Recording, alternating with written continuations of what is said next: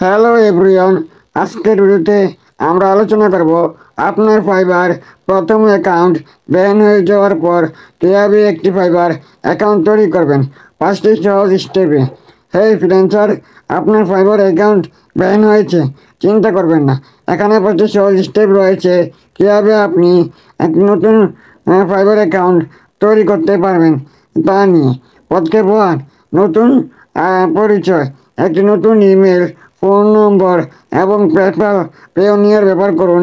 আপনার account ban অ্যাকাউন্টের মতো একই ডিসক্রিপশন, একই বিবরণ কখনোই ব্যবহার করবেন না। স্টেপ 2, আপনার আইপি ঠিকানা পরিবর্তন করুন।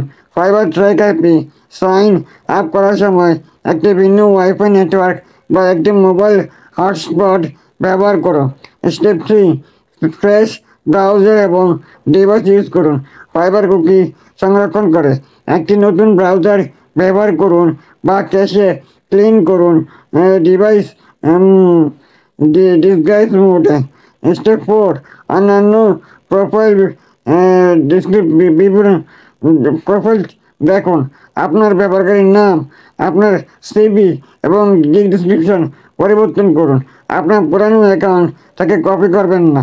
নতুন গিগ ইমেজ, নতুন কিওয়ার্ড ব্যবহার করুন।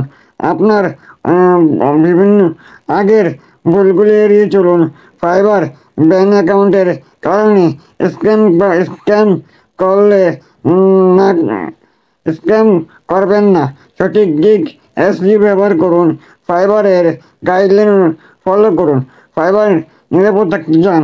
আরও ফাইবার টিপসের জন্য লাইক দিন এবং চ্যানেলটি সাবস্ক্রাইব করুন।